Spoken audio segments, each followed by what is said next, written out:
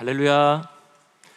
먼저는 우리 시몬 안나 성가대의 귀한 찬양 진심으로 감사를 드립니다. 그 찬양의 제목과 또 가사처럼 우리 평강의 모든 식구들 날마다 숨쉬는 순간마다 진실로 우리 살아계신 아버지가 함께 하신다는 사실을 꼭 믿고 오늘도 아버지 앞에 감사드리는 복된 하루가 될 줄을 믿습니다. 자, 오늘 우리 3부 시간 함께 나누실 말씀의 제목은 믿음의 조상이 되기까지라는 제목의 말씀입니다. 믿음의 조상이 되기까지. 오늘 본문 말씀에 이제 히브리서 11장 믿음의 장이라 불리우는 이 히브리서에서 11장에서의 아브라함에 대해 하나님께서 말씀하신 구절이 오늘의 본문 말씀입니다. 하나님께서 아브라함을 부르시죠.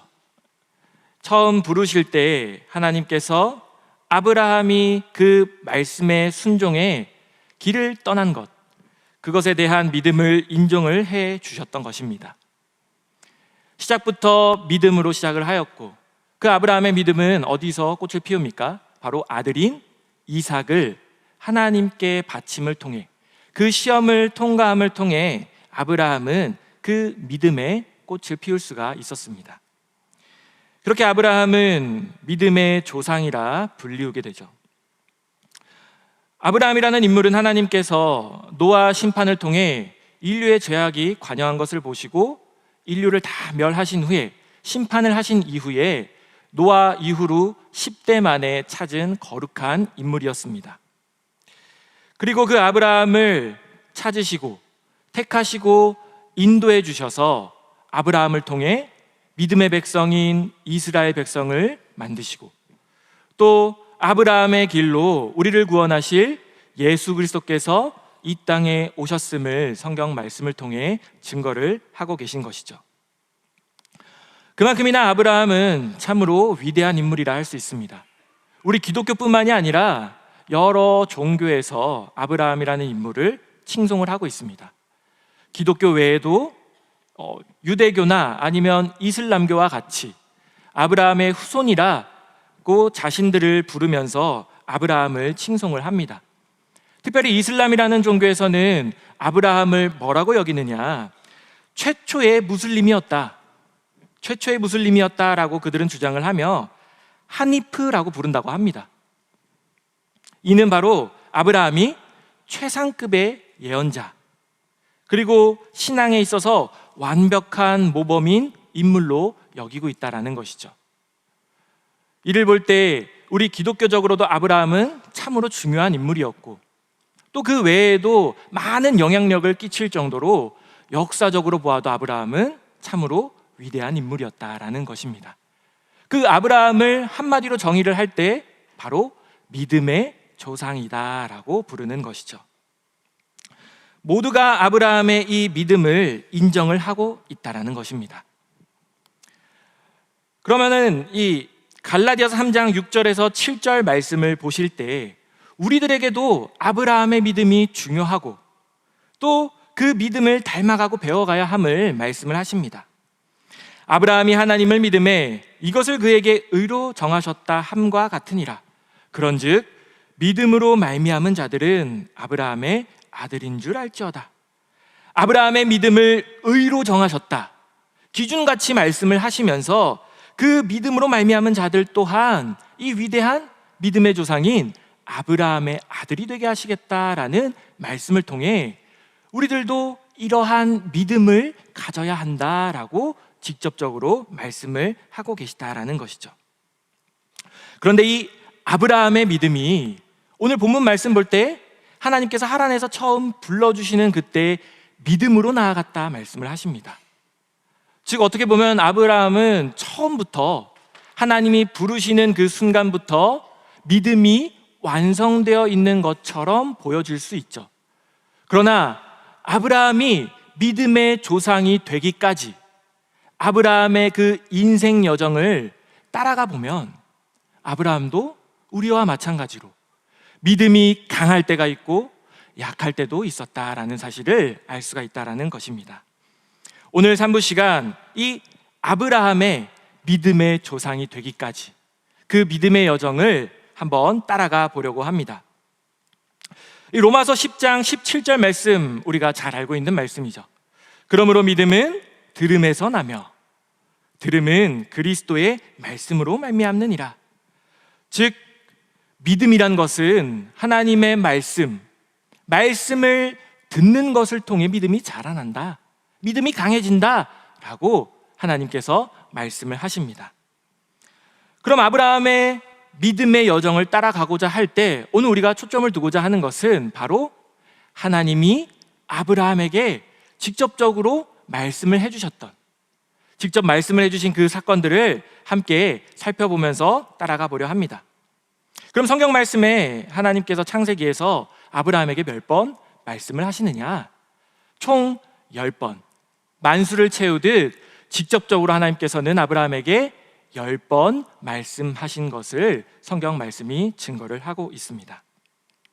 오늘 우리가 이 10번, 그 10번 하나님께서 어떻게 말씀하셨고 어떤 상황에서 말씀하셨고 그 말씀의 결과 아브라함의 믿음은 어떠했는지 함께 살펴보도록 하겠습니다. 먼저 창세기 11장 27절에 이 성경 말씀에서 아브라함의 옛 이름인 아브람으로 처음 등장을 하게 됩니다. 데라의 후예, 데라의 아들로 아브라함이 성경에 처음 등장을 하고 있죠. 이렇게 11장 27절 아브라함이 등장한 이후 그 여정을 통해 하나님을 만나보도록 하겠습니다. 먼저 첫 번째로 하나님이 직접적으로 말씀하신 게 언제냐? 바로 아브라함 75세 하란에서 하나님이 말씀하셨다라는 것을 창세기 12장 1절에서 증거를 하고 있습니다. 창세기 12장 1절 말씀 보시면 여호와께서 아브라함에게 이르시되 너는 너의 본토 친척 아비집을 떠나 내가 내게 지시할 땅으로 가라. 하나님이 아브라함을 부르셨죠. 분명 대상은 아브라함이고 말씀하시는 분은 여호와 하나님께서 말씀하시며 본토 친척 아비집을 떠나 지시할 땅으로 가라. 하나님이 직접적으로 말씀을 하고 계십니다. 이때의 아브라함의 나이 12장 4절 말씀에 75세였다. 젊고 혈기왕성하고 무엇이든 할 수 있을 것 같은 그러한 나이가 아니라 노년이 되었고 이제는 힘이 빠져서 이제 현선에서 물러날 때가 되었지만 그럼에도 아브라함은 하나님의 말씀대로 순종을 하였던 것입니다. 이거에 대해서 오늘 본문 말씀 히브리서 11장 8절에 믿음으로 아브라함은 부르심을 받을 때에 하나님께서 부르시는 그때 직접적으로 말씀을 하실 때 아브라함은 어떠했다 말씀하고 있습니까? 믿음으로 그에 순종했다 말씀을 하십니다. 그 믿음의 결과 아브라함은 갈 바를 알지 못함에도 하나님이 지시할 땅, 갈 바를 알지 못하였지만 여기에 순종을 하였던 것입니다. 아브라함의 이 첫 번째 부르심부터 하나님의 말씀이 임할 때에 그 믿음은 연로한 나이를 이기게 하시고 앞이 불투명한 상황, 갈 바를 알지 못한다 하더라도 하나님 말씀에 순종할 수 있는 말씀을 들음으로 믿음이 자라는, 믿음이 강해지는 그러한 역사를 우리들에게 가르쳐 주고 있는 것이죠. 이렇게 하나님께서 처음 아브라함에게 나타나 말씀을 주시며 강하게 하시고 하나님의 말씀에 순종하여 갈 바를 알지 못하지만 믿음으로 나아가게 하십니다. 이후 두 번째로 하나님께서 언제 말씀을 하셨느냐? 세겜 땅 모래 상수리 나무에서, 즉 말씀하신 가나안에 도착을 했을 때 하나님이 아브라함에게 나타나 말씀하셨다라는 것입니다. 오늘 2부 말씀을 통해 이 세겜 땅의 모래 상수리 나무가 어떠한 의미인지를 우리가 배웠죠. 그런데 이때 하나님께서 나타나 말씀을 하실 때 이 땅을 너의 자손에게 줄 것이다 말씀을 하십니다. 그런데 아브라함이 이 말씀을 들을 때의 상황을 어땠느냐? 아브라함은 하나님이 명령하셔서 본토, 친척, 아비집, 내가 가질 수 있고 내가 받을 수 있고 내가 지금껏 이루어놨던 모든 것들을 다 내려놓고 처음 가는 그 타지의 땅으로 들어간 상황이었습니다. 그리고 가나안 땅에는 아무도 없는 땅이 아니라 이미 가나안 사람들이 살고 있던 땅이었죠. 그런 곳에 아브라함이라는 처음 보는 사람이 와서 정착을 하려고 할 때 사람들은 타지인을 반겨줬을까요? 아니면은 거부를 했을까요? 아브라함은 이 가나안 땅에서 처음 정착을 하기 어려웠을 것입니다. 그런 아브라함에게 하나님께서 먼저 이 땅을 너에게 주겠다. 분명 다른 족속이 살고 있고 적응을 하기 힘든 그 처음 발걸음에 하나님이 나타나 하신 말씀이 이 땅을 너에게 주겠다, 직접적으로 말씀을 하셨다라는 것입니다. 그리고 나서 아브라함은 무자한 상황이었죠. 자식이 없고 자녀가 없었지만 하나님께서 분명하게 자손에게, 아브라함에게 자손이 있을 것을 말씀하시며 그 자손에게 이 땅을 줄 것이다 말씀을 하십니다. 또 이 말씀을 듣고 나니 아브라함의 믿음이 강대해졌죠. 담대해진 믿음을 가지고서 여호와를 위하여 그곳에 단을 쌓았다라고 말씀하고 계신 것입니다. 그리고 8절에서는 베델 동편산으로 옮겨 그곳에서 하나님을 위해 다시 한번 단을 쌓고 여호와의 이름을 불렀다. 하나님의 말씀을 들은 그 백성으로서의 그 결과가 무엇이냐? 바로 하나님 앞에 예배드리는 것. 믿음의 결과, 우리가 해야 할 것이 단을 쌓는 예배인 것을 이 말씀을 통해 증거하고 계신 것입니다. 이렇게 아브라함에게 하나님이 나타나 힘들고 어렵고 앞을 알 수 없는 상황에 나타나 말씀하시며 약속해 주시며 믿음을 강하게 해주셨죠.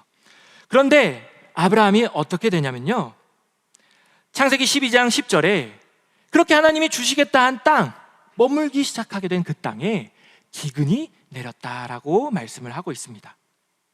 그 기근이 맞아 아브라함은 어떻게 했습니까?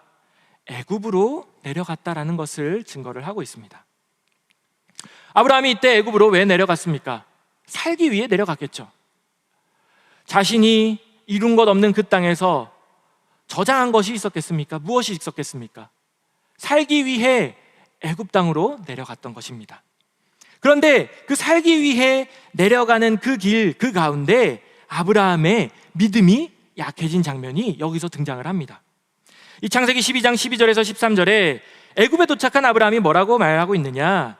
애굽 사람이 그대를 볼 때에 이르기를 이는 그의 아내라 하고 나는 죽이고 그대는 살리리니 원컨대 그대는 나의 누이라 하라.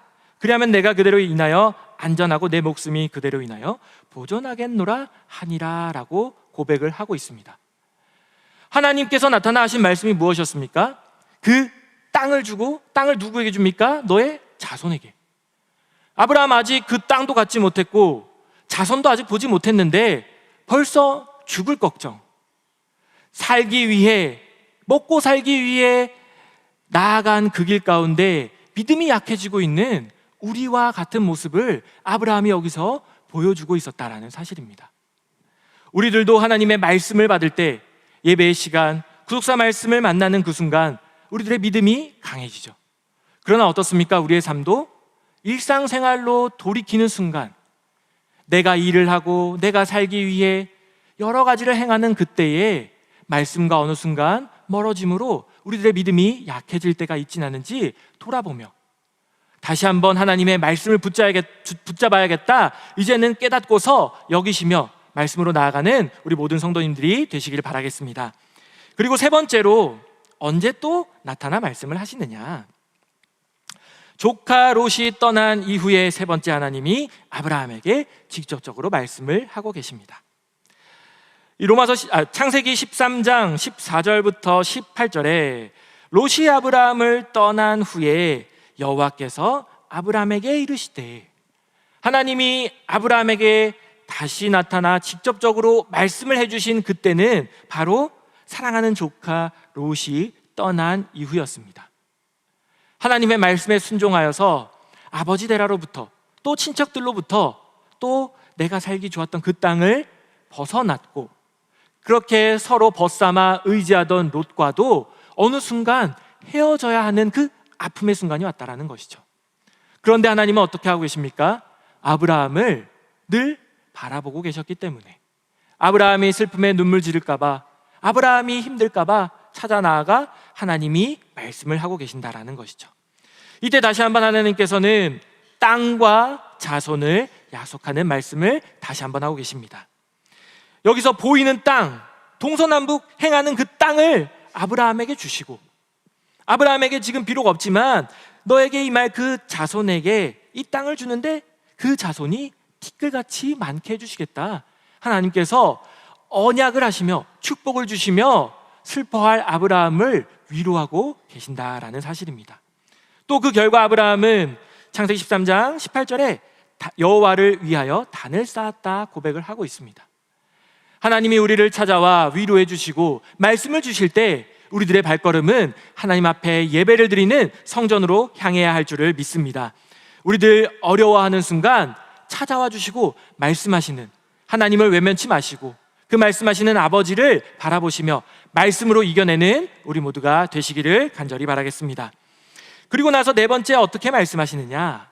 바로 이번에는 멜기세덱으로 말씀하신 장면을 성경 말씀이 증거를 하고 있습니다. 그럼 먼저 멜기세덱이 누구냐? 이 히브리서 5장 5절에서 6절 말씀 보시면 또한 이와 같이 그리스도께서 대제사장 되심도 스스로 영광을 취하심이 아니요 오직 말씀하신 이가 저더러 이르시되 너는 내 아들이니 내가 오늘날 너를 낳았다 하셨고 또한 이와 같이 다른데 말씀하시되 네가 영원히 멜기세덱의 반차를 쫓는 제사장이라 하셨으니 말씀을 하십니다. 이 멜기세덱에 대한 기록은 성경 말씀에 많이 나와 있지 않죠. 그렇기 때문에 어려운 말씀입니다. 그런데 이제 원로 목사님께서 주셨던 말씀을 찾아보니까 간단하게 이 멜기세덱이 누구냐?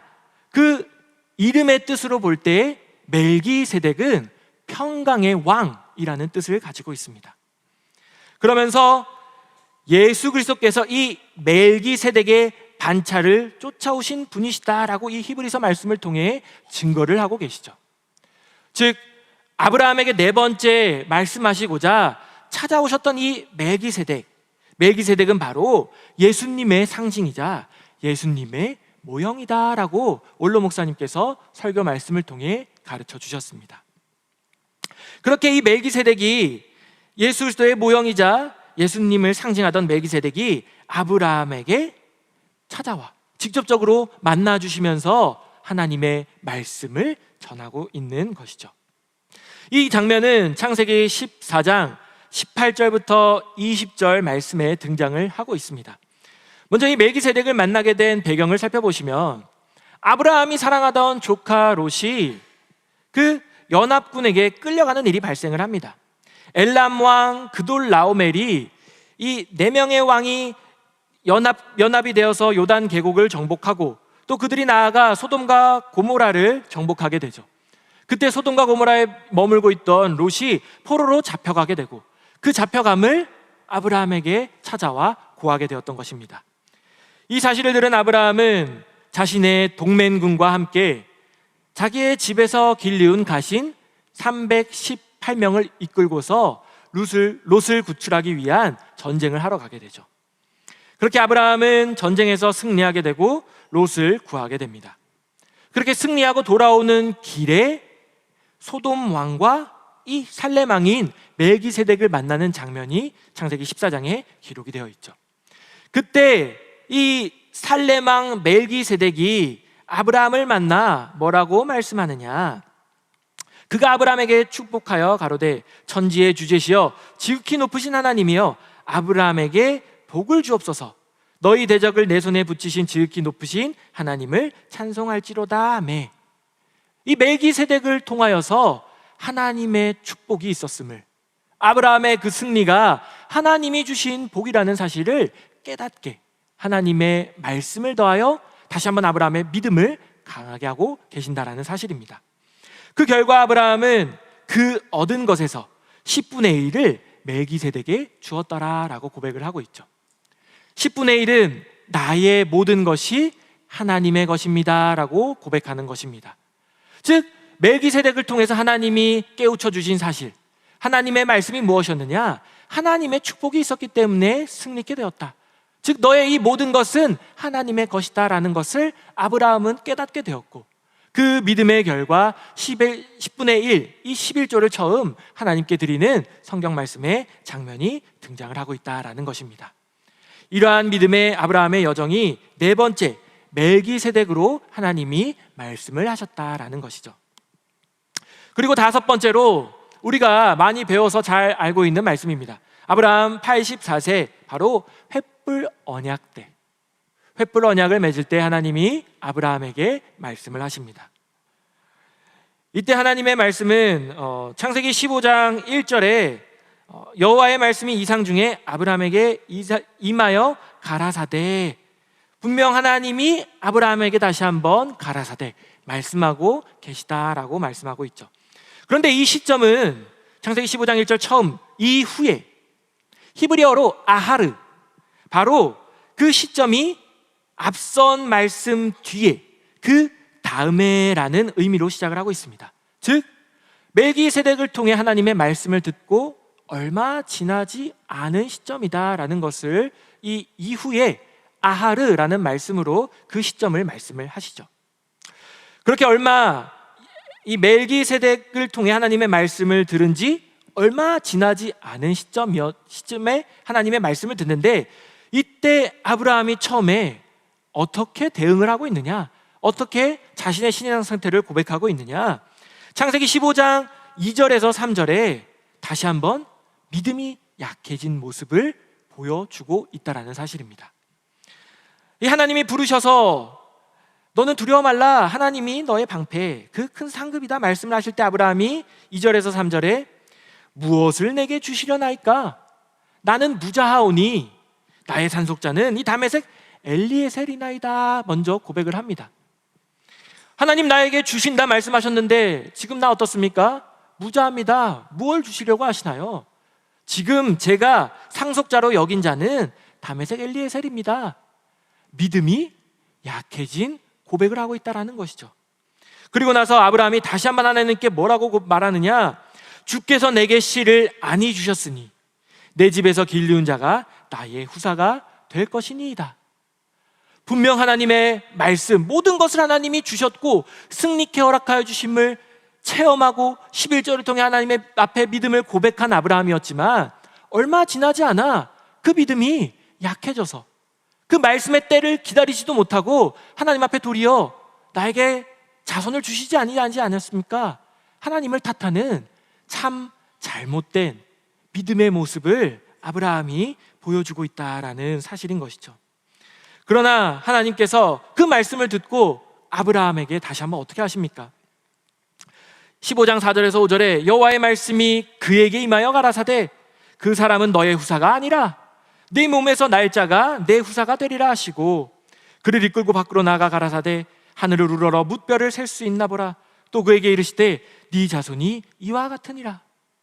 마치 어린아이가 부모가 너에게 이거 내가 해줄게 그러니까 좀만 기다려, 근데 얼마 참지 못하고 때를 쓰고 있을 때 그 자식을 달래주듯 하나님께서는 믿음이 약한 소리를 하고 있는 아브라함을 데리고 밖으로 나가주셔서 네 몸에서 날짜가 네 후사가 될 거야, 엘리에셀이 아니야 말씀을 하시면서 하늘을 보게 하셨습니다.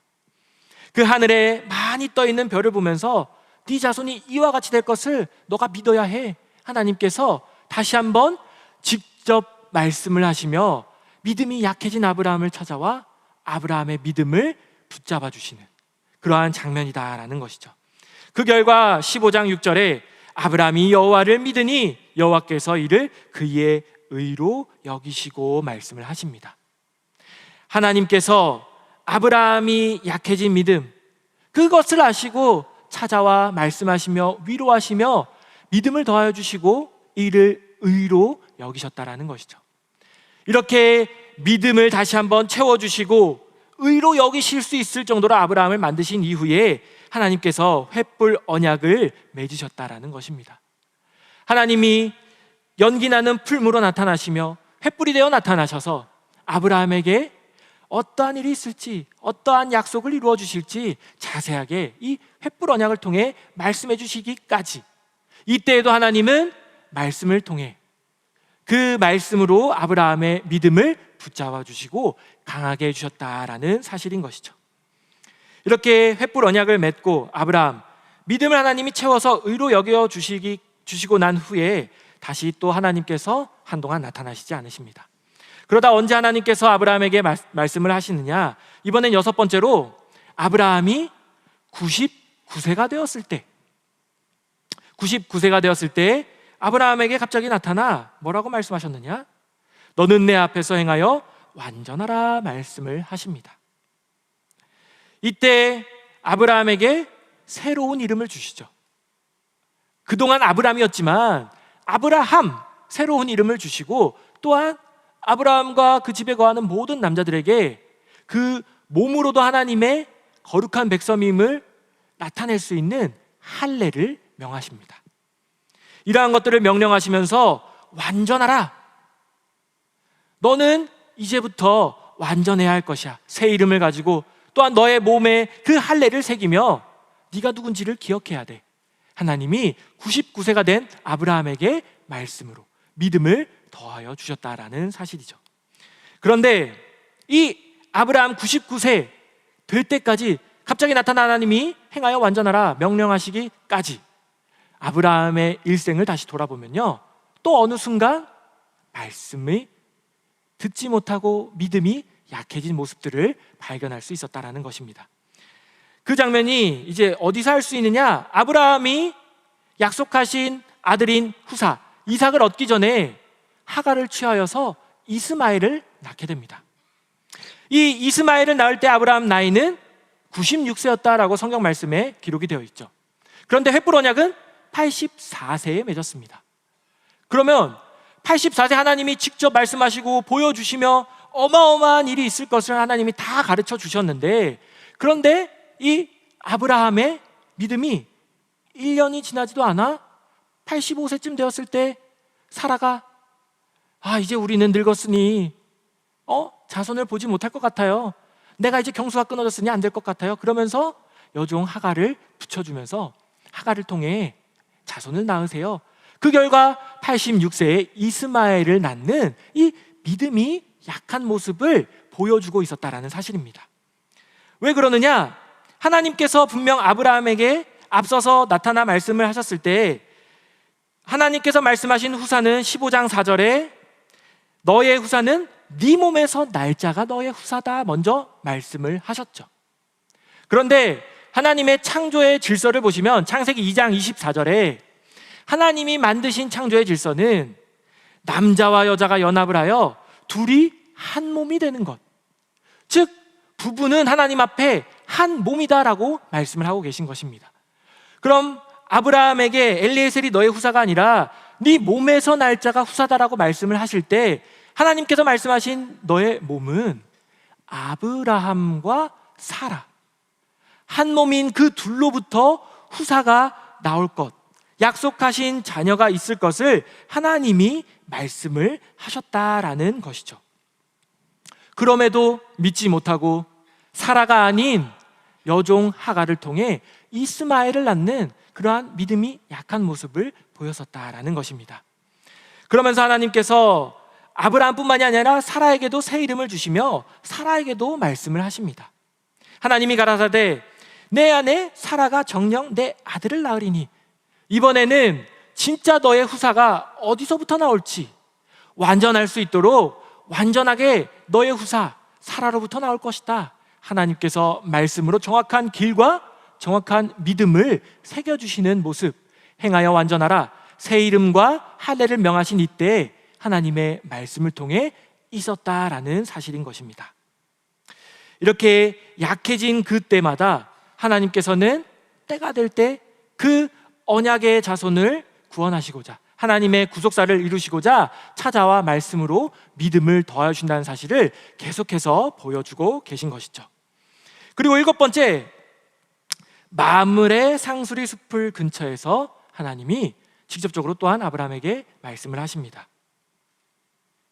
이때는 아브라함에게 창세기 18장 말씀 보시면 1절에서 2절에 마므레 상수리 숲을 근처에서 아브라함에게 먼저 나타나시죠. 아브라함이 장막문에 앉았다가 눈을 들어보았는데 저기서 세 사람이 오고 있는 모습을 봅니다. 그런데 아브라함은 이를 깨닫고 나아가 영접하여 몸을 땅에 굽혔다라고 고백을 하고 있죠. 이때 아브라함은 이 세 사람 하나님의 현현하신 것을 깨닫고서 그들을 맞이할 수 있도록 하나님 앞에 구하고 하나님의 허락을 받고 난 뒤에 송아지와 떡을 통해 좋은 상을 내어놓았다라고 기록이 되어 있습니다. 그러자 하나님께서 창세기 18장 13절부터 14절에 여호와께서 아브라함에게 이르시되, 하나님이 아브라함에게 직접 말씀하고 계시다라고 성경 말씀이 기록이 되어 있죠. 사라가 왜 웃으며 이르기를 내가 늙었거늘 어떻게 아들을 낳으리요 하느냐? 하나님의 그 말씀에 믿지 못한 사라를 하나님께서 사라에게 아들이 있을 것이다, 하나님께서 그 때가 이르러 갈 때, 사라가 곧 아들을 낳아야 하는 그 때가 되기 전에 그 일을 이루시기 위해 하나님께서 친히 나타나 말씀하고 계시다라는 사실이죠. 그러면서 이때 나타난 하나님께서 또한 무엇을 말씀해 주셨느냐? 창세기 18장 17절에 여호와께서 가라사대 나의 하려는 것을 아브라함에게 숨기겠느냐? 바로 이 죄악으로 가득하였던 소돔과 고모라를 멸하실 것을 숨기지 않고 아브라함에게 가르쳐 말씀하셨다라고 말씀하고 있습니다. 그 결과 아브라함은 이 사랑하는 조카 롯을 구하기 위해 하나님 앞에 제발 그 소돔 고모라 성에 의인 50명이 있다면 어떠하겠습니까? 아니 40명이면 30명이면 20명이면 아니 10명만 있더라도 제발 살려주십시오. 하나님께서는 그 아브라함의 간절한 부탁을 들어주셨죠. 그러나 10명도 되지 않는 의인을 통해 소돔과 고모라가 멸하게 되었고, 그러나 하나님께서는 아브라함을 기억하셔서 이 조카 롯을 구해준 말씀이 성경에 기록이 되어 있었습니다. 하나님께서 말씀을 주셔서 믿음을 강하게 하실 때 하나님은 우리들에게 많은 것들을 숨기지 않고 하나님의 뜻을 가르쳐 주시며 그 뜻을 이룸을 통해 우리를 살려주시고, 우리뿐만이 아니라 우리 사랑하는 가족 또한 말씀하신 믿음의 길로 살 수 있는 길로 인도하시는 은혜가 있다는 것을 꼭 믿으시길 바라겠습니다. 그 믿음을 가지고서 내가 살기 위해, 내가 사랑하는 가족을 살리기 위해 오늘도 말씀 앞에 나를 내어놓는 우리 모든 평강의 권속들 되시기를 간절히 바라겠습니다. 그리고 8번째로 언제 하나님이 직접 또 말씀하시느냐? 이스마엘을 쫓아낼 때 하나님이 아브라함에게 직접 말씀하신 것을 찾아볼 수 있습니다. 그런데 이 이스마엘을 쫓아내기 이전에, 그 전에도 아브라함은 또 믿음이 약해진 모습을 보이고 있습니다. 창세기 20장에 이제 아브라함이 이 그랄이라는 곳에서 아비멜렉을 만나는 장면이 나오죠. 이때 이전에 애굽에서 그랬듯 아브라함이 사라를 누이라 말하라 라고 또 칭하고 있습니다. 다시 한번 아브라함이 믿음이 약해졌던 것이죠. 그러나 하나님께서는 이 상황에서도 언약하신 것을 이루기 위해 신실하신 하나님은 그 믿지 못하는 아브라함을 불쌍히 여겨 살려주시고 도리어 그 자리를 통해 복을 얻게 하시는 것을 창세기 20장을 통해 말씀을 하십니다. 그리고 이후에 창세기 21장 2절에서 3절에 이제 사라를 통해 하나님께서 약속하셨던 아들 이삭을 아브라함 100세, 사라 90세, 그 기한 말씀하신 때가 되었을 때에 이삭을 낳게 하신 이후에 하나님이 찾아와 말씀을 하신다라는 것이죠. 믿음이 약해졌었지만 하나님은 말씀하신 대로 아브라함을 통해 이삭을 낳게 하셨습니다. 그런데 아브라함이 이 창세기 21장 12절에서 14절에 하나님이 말씀을 하시게 된 배경은 약속하신 이삭이 태어나 자라나갈 때 먼저 인간의 생각으로 믿지 못해 낳았던 아들 이스마엘이 이삭을 괴롭히는 것이 집안의 골칫거리였던 것이죠. 그렇게 집안에 아들이 아들을 괴롭히는 것으로 끝나는 것이 아니라 그 엄마들끼리의 그 기싸움, 그 어려움이 집안을 또 어지럽게 그 아브라함이 고뇌 속에 빠져 있었던 것이죠. 그런데 하나님은 아브라함에게 이르시되 네 아이나 네 여종을 위하여 근심치 말고 내가 너에게 후사를, 말씀으로 명한 후사를 맺은 사라, 그 사라가 이른 말을 다 들으라. 왜냐하면 이삭에게서 나는 자라야 너의 씨라 칭할 것임이니라. 즉 하나님이 지금껏 찾아와 주시고 나타나시고 이상 중에 말씀을 하셨던 그 언약하신 후사, 이것은 이스마엘이 아니라 이 이삭을 통해 이룰 것이야. 그 길을 말씀하고 계신 것이죠. 그 말씀을 듣고 아브라함은 일찍이 일어나 떡과 물 한 간죽 부대를 취하여 하갈의 어깨에 메우고 사랑하던 아들 이스마엘을 떠나보냈던 것입니다. 아브라함의 인생에 참 많은 분리의 역사가 있었죠. 그러나 그 어려움을 만날 때 믿음이 약하면 행하지 못하기에 하나님께서는 구속사 하나님의 언약하신 바 뜻을 이루시기 위해 말씀으로 믿음을 더해 주셨습니다. 오늘 우리들도 하나님의 말씀에 순종하며 구속사를 이뤄나가기 위해 나에게 믿음이 필요한 순간 절대로 잊지 않고 하나님이 찾아와 말씀을 더하여 주신다는 사실을 꼭 믿으시길 바라겠습니다. 그 결과 사랑하던 아들 이스마엘을 쫓을 수 있었다라는 것이죠. 그리고 나서 이제 9번째, 아브라함에게 언제 나타나 또 말씀을 하시느냐? 9번째는 아브라함을 시험하실 때 하나님이 아브라함에게 직접 말씀하셨다라고 기록이 되어 있습니다. 창세기 22장 1절부터 2절 말씀에 그 일 후에 하나님이 아브라함을 시험하시려고 그를 부르시되, 이번에는 하나님이 찾아와 말씀을 하시는데 말씀하시는 그 목적이 분명하게 좀 다른 것을 말씀을 하셨죠. 시험하시려고 그를 부르셨다. 그 부르심에 아브라함은 내가 여기 있나이다 말합니다. 그때 하나님이 뭐라 말씀하시느냐? 가라사대 네 아들 내 사랑하는 독자 이삭을 데리고 모리아 땅으로 가서 내가 내게 지시한 산 거기서 그를 번제로 드리라. 하나님이 모리아 한 산으로 올라가 그 기다리며 애절하게 받은 그 사랑하는 아들 이삭을 갑자기 바쳐라 말씀을 하셨다라는 것이죠. 아브라함, 그런데 이때 하나님이 부르신 목적, 말씀하신 목적 자체가 시험하시려고 라고 말씀을 하셨습니다. 즉 하나님은 다 아시고 아브라함이 이제 시험 받을 준비가 되어 있었음을 아셨다라는 것이죠. 그 말씀에 순종한 아브라함은 이제 자신의 아들 이삭을 데리고서 또 사환 둘을 데리고 그리고 번제에 쓸 나무를 가지고서 3일 길을 걸어갔음을 성경 말씀이 증거하고 있습니다. 창세기 22장 4절에 제3일에 아브라함이 눈을 들어 그곳을 멀리 바라본지라 3일째가 되었을 때 그 말씀하신 모리아 한 산을 보았다 말씀을 하시죠. 즉 두 사환과 이삭과 그리고 번제에 쓸 나무를 가지고서 3일 길을 걸어가며 아브라함은 무엇을 생각했느냐? 이 말씀이 바로 히브리서 11장 17절에서 19절에 기록이 되어 있습니다. 아브라함은 시험을 받을 때에 믿음으로 이삭을 드렸으니 분명 하나님의 말씀을 받고 그 믿음으로 이삭을 드렸다. 그때가 시험 받을 때다 말씀을 하십니다. 그럼 이 3일 길을 걸어가는 동안 아브라함이 무엇을 되새겼느냐? 지금까지 하나님이 아브라함에게 직접적으로 말씀해 주셨던 이제는 그 말씀을 기억하고 되뇌이며 하나님이 하신 말씀이 무엇인지 그 뜻이 무엇인지 계속 고민하며 그 3일 길 가운데 깨달았던 것이죠. 그 깨달음의 결과가 바로 저에게 이미 말씀하시기를 내 자손이라 칭할 자는 이삭으로 말미암으리라 하셨으니 저가 하나님이 능히 죽은 자 가운데서 다시 살릴 줄을 생각하신지라. 즉 3일 길을 가 시험 받은 그때 믿음이 어떠한 믿음이었느냐? 이 하나님이 이삭으로 말미암아 후사가 오고 말씀하신 뜻을 이룰 그 자가 이삭이기 때문에 바치더라도 하나님이 능히 다시 살려주시겠구나.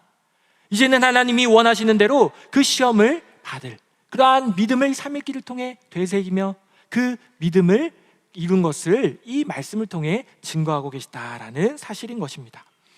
이렇게 이제는 하나님의 말씀이 임할 때 강한 믿음으로 3일 길을 행하고 그 믿음에 순종한 아브라함, 하나님께서 마지막 10번째 이삭을 바치는 그 순간, 바로 그 순간 하나님이 말씀하신 것을 또한 이어서 말씀을 하십니다. 창세기 22장 10절에서 12절, 아브라함이 하나님의 말씀에 이제 깨닫고 순종하여 이삭을 바치려 했죠. 손을 내밀어 칼을 잡고 그 아들을 잡으려 하더니 여호와의 사자가 하늘로부터 그를 불러 가라사대 아브라함아 아브라함아. 급하게 하나님이 아브라함을 부르십니다. 즉 하나님이 이제 말씀으로 아브라함의 믿음을 자라나게 하시고 강하게 하시고 나약해진 순간, 믿지 못해 하나님이 원하지 않는 행동을 한 순간, 그 모든 것에 믿음이 자라나 이제 시험을 통과한 아브라함의 행함을 아버지께서 이제는 인정하시고 아브라함을 부르시며 내가 이제야 네가 하나님을 경외하는 줄을 아노라. 너가 이 시험을 통과했다. 너의 믿음이 이제는 마치 만수가 채워지듯 아브라함의 믿음이 하나님께 인정받을 만한 그 때가 이때였다 말씀을 하고 계신 것입니다. 하나님께서는 그 말씀을 인정하시고 준비하셨던 한 수양을 보내어 주셔서 발견케 허락하셔서 아브라함이 수양을 통해 하나님께 번제를 드렸던 것을 알 수가 있습니다. 그러면서 아브라함이 그 믿음을 의로 여기시고 완전한 것을 보시고 무엇을 말씀하시느냐? 큰 복을 주는데 너의 씨가 많은 씨가 이룰 것인데 그 씨가 대적의 문을 얻고 천하만민이 그 씨로 인해 복을 얻는다. 바로 콕 집어 예수 그리스도께서 메시아가 이 땅에 오실 것을 아브라함에게 말씀하셨다라는 사실이죠. 이렇듯 아브라함의 그 인생 여정, 믿음의 조상이 되기까지 아브라함의 믿음의 여정을 돌아볼 때 믿음의 조상 아브라함이라고 해서 처음부터 완벽했던 것이 아닙니다.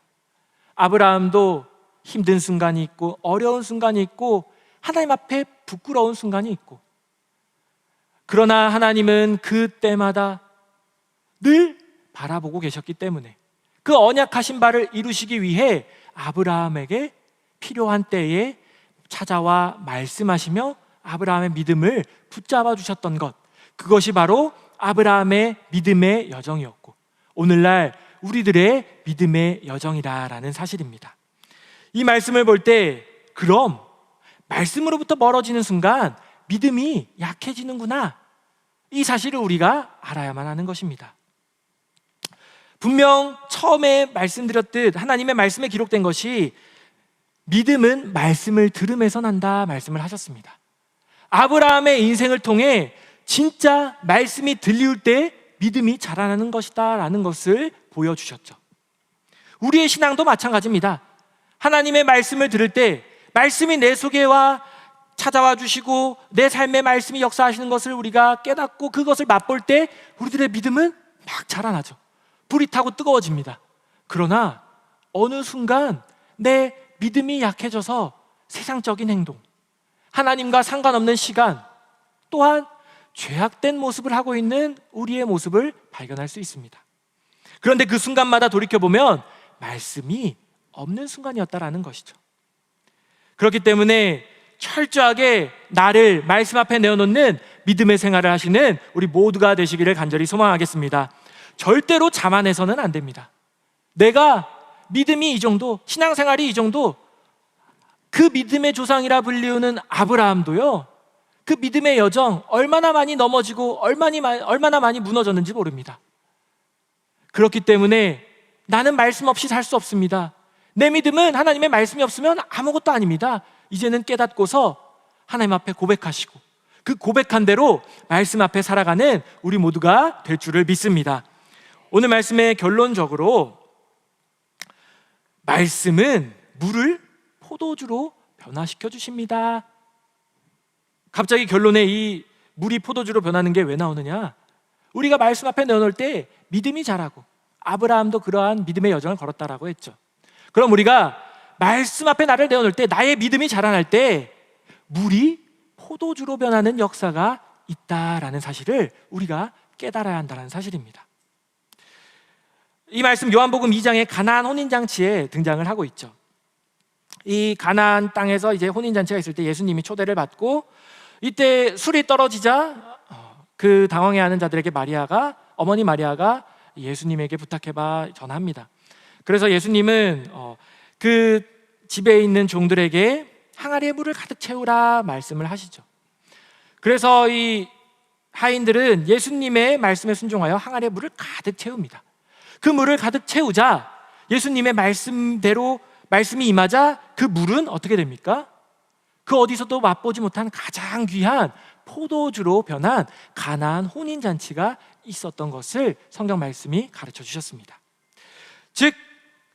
우리들이 이와 같이 예수 그리스도의 말씀에 순종하여 하나님의 말씀이 우리들에게 임할 때, 우리들에게 임한 이 물, 하나님의 말씀이 포도주, 바로 예수 그리스도의 보혈로 역사하는 것이 일어난다라는 사실을 우리가 알 수 있다는 것이죠. 하나님의 말씀을 듣습니다. 하나님의 말씀을 봅니다. 하나님의 말씀을 공부를 합니다. 그런데 그 말씀을 듣고 볼 때 내가 진정으로 이루어져야 할 것은 예수 그리스도의 그 말씀에 하인들이 순종했던 것처럼 하나님의 말씀이 이제는 가르쳐 주시는 대로, 명하시는 대로 순종함으로 말미암아 물이 포도주로 변하듯 하나님의 말씀이 이제 나의 삶 가운데 예수 그리스도의 보혈로서 역사하시는 은혜가 있다는 것을 우리가 알아야 한다는 것이죠. 이때 하인들이 순종하기 위해 채웠던 그 돌 항아리가 우리나라에 있는 그 자그마한 항아리가 아니었습니다. 이 당시 이스라엘의 항아리를 찾아보면 돌 항아리, 이 강대상과 또 비슷한 어마어마한 크기의 항아리였죠. 그 항아리에 물을 채우기 위해 무슨 호수가 있습니까? 줄이 있고 수도꼭지가 있습니까? 물을 길러 나와 채우고 그 물을 채우는 수고함에 순종을 했기 때문에 물이 포도주로 변했다라는 것이죠. 오늘날 우리들의 믿음의 생활 또한 하나님의 말씀을 받은 자들이라면, 나의 믿음이 말씀 앞에 강해지고자 하는 자들이라면 하나님의 말씀에 이제는 힘들더라도 어렵더라도 순종함을 통해 그 말씀이 예수 그리스도의 보혈의 역사, 나의 삶을 살리고 나의 가정을 살리고 나의 사업과 생업체를 살려주시며 구원의 길로 인도하시는 믿음의 역사가 반드시 있기를 바라겠습니다. 그렇게 말씀은 물을 포도주로 변화시켜 주셨죠.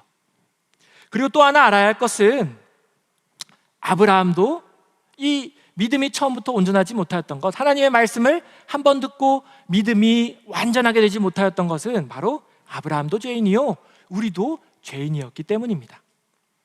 로마서 3장 23절에 모든 사람이 죄를 범하였다, 하나님 앞에 죄인이다 말씀을 하십니다.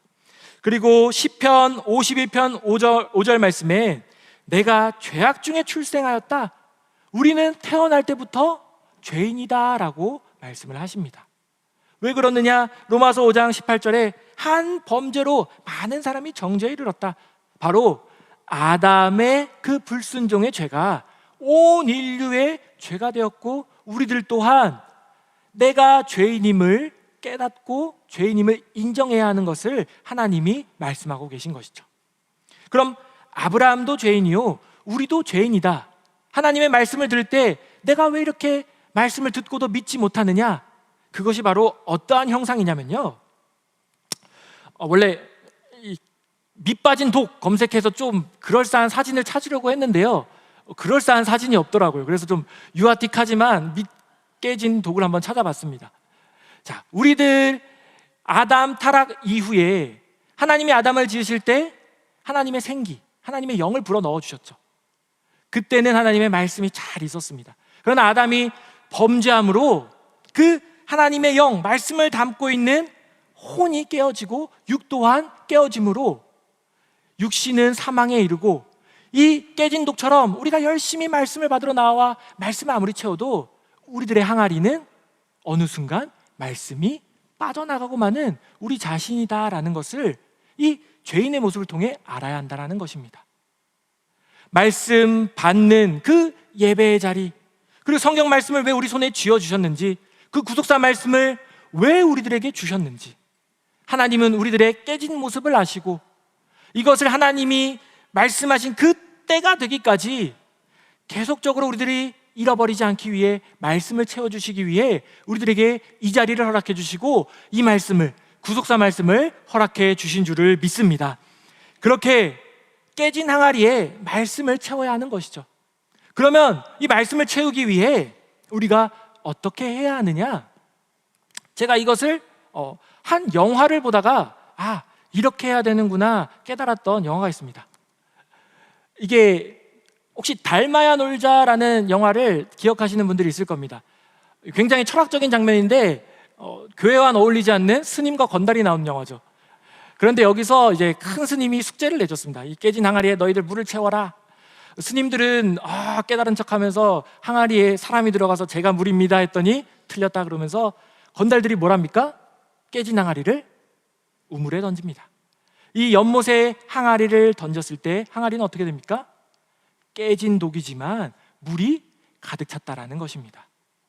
즉 깨진 항아리인 우리들이 하나님의 말씀으로 채우기 위해 우리 어떻게 해야 됩니까? 아무리 부어봐야, 아무리 넣어봐야 깨져 있기 때문에 우리의 믿음은 어느샌가 약해지고 만다라는 것이죠. 그렇다면 반대로 깨진 항아리인 우리를 하나님의 말씀에 던져넣는, 말씀으로 뛰어드는 삶을 살아가야 한다, 이러한 깨우침을 얻을 수가 있었다라는 것이죠. 우리들에게 새벽 기도가 있고 또 수요 예배, 목요 예배, 주일 예배, 많은 말씀을 주시고 우리들의 삶에, 우리들의 가정에 성경 말씀과 구속사 말씀을 주신 그 이유가 우리들의 삶이 말씀으로 뛰어들 수 있도록 하나님이 예비해 주신 것인 줄 믿습니다. 그 깨달음을 가지고서 나를 말씀 앞에 던지는 삶, 나를 예배의 자리에 던지는 삶, 이러한 삶을 살아갈 때 깨진 우리지만 하나님의 말씀이 채워질 줄을 믿습니다. 그런데 이때 이 사람들이 항아리를 던졌는데 던지고 끝나는 게 아니에요. 보면은 항아리가 물에 던졌더니 어떻게 됩니까? 둥둥 떠오르는 것입니다. 그래서 꾹 눌러서 그 항아리를 눌러놓는 그러한 행동을 하고 있죠. 이 말씀 무엇이느냐? 우리를 예배의 자리에 던져놓습니다. 예배에 나옵니다. 그러나 어떻습니까? 우리가 예배에 나왔지만 벌써 3부 예배 되면은 지치죠. 멀리서 오시는 분들은 새벽부터 일어납니다. 그럼에 지쳐있고 힘든 몸에 어느 순간 예배를 드리고 있지만 내가 그 물 위에 둥둥 뜨고 있는 모습을 발견할 수 있습니다. 그럼 어떻게 해야 돼요? 억지로 눌러 넣어야죠. 항아리에 물을 채우기 위해서는 이러한 힘들지만 힘쓰고 애씀이 있어야 한다는 것입니다. 나를 예배의 자리에 던져놓고 나와 그 시간을 하나님 앞에 투자하겠다고 나왔지만 뜨고 있지는 않은지, 그런 순간을 깨달을 때마다 이제는 정신 차리시고 내 자신을 꾹 눌러 하나님의 말씀으로 억지로라도 가득 채우시는 우리 모두가 될 줄을 믿습니다. 그렇게 우리를 말씀 앞에 내어놓을 때에 우리 이거 같이 한번 읽어보도록 하겠습니다. 제가 먼저 선창으로 한 구절 읽으면 따라 읽어주시길 부탁드리겠습니다. 예배에 나의 삶을 던질 때 말씀이 나의 믿음을 강하게 하시고 예수 그리스도의 보혈로 가득 채워주시는 은혜가 있습니다. 이러한 은혜가 반드시 있을 줄 믿습니다. 2025년도 우리들에게 산 제사, 거룩한 제사를 드리라 하나님께서 말씀하셨습니다. 하나님의 구속사 가운데 우리들에게 주신 지표죠. 그 말씀대로 2025년도 나의 삶을 말씀 앞에 내어놓고 말씀 앞에 철저하게 나를 누르는 삶을 살아갈 때에 이 우리가 방금 읽었던 고백과 같이 아브라함의 믿음의 조상이 되기까지 그러했던 것처럼 말씀이 나의 믿음을 강하게 하실 줄 믿습니다. 또한 이 믿음을 통하여서 예수 그리스도의 보혈의 은혜가 나뿐만이 아니라 나의 모든 영역에 이르기까지 역사하심을 통해 예수 그리스도의 보혈이 가득 찬 삶, 바로 에녹과 같이 하나님과 동행하는 삶이 되어 말씀하신 변화의 길을 걸어가시는 우리 모든 평강의 권속들 다 되시기를 주님의 이름으로 축원하겠습니다. 기도하시겠습니다. 오늘도 살아 역사하시는 전능하신 아버지 하나님, 웬 은혜인지 웬 사랑인지 오늘도 믿음이 약해진 우리들을 이 자리까지 붙들어 주시고 하나님의 강한 말씀, 귀한 말씀, 깨달음의 말씀을 허락하여 주심에 진심으로 감사를 드립니다. 아버지, 나의 삶을 우리 각자가 돌아볼 때에 아브라함이 그랬던 것처럼 하나님의 말씀이 떠나자, 하나님의 말씀이 보이지 않자 우리들 나의 믿음이 약해져 하나님과 상관없는 시간을 보내고 있는 나약한 모습을 발견하게 하셨습니다. 아버지, 이제는 나의 모습을 깨닫고서 나의 삶을 믿음이 강해질 말씀 앞에 내어놓기를 소망하오니 아버지, 우리들의 상황과 환경과 시간과 여건을 주장하여 주시사 하나님의 말씀 앞에 내어놓고 나의 삶을 말씀에 가득가득 채울 수 있는 강하게 누르는 삶을 사는 복된 은혜의 역사를 아버지 인도하여 주시옵소서. 아버지, 특별히 이를 통하여 우리들의 삶이 말씀에 순종하는 삶이 되기를 소망합니다. 예수 그리스도의 말씀에 순종하여 물이 포도주로 변화했던 것처럼 우리들이 하나님의 말씀에 순종하여 구속사의 뜻을 이루기 위하여 힘쓰고 했을 때에 우리들의 삶에 예수 그리스도의 보혈이 가득 참으로 하나님과 동행하는 복된 삶을 살아가는 우리 모두가 될 수 있도록 아버지 역사하여 주시옵소서. 아버지, 오늘도 우리들 아버지께서 주시는 말씀으로 믿음이 강대해준 줄을 믿고 감사를 드리오며 거룩하시고 사랑 많으신 우리 주 예수님의 이름 받들어서 간절히 감사 기도 올리옵나이다. 아멘.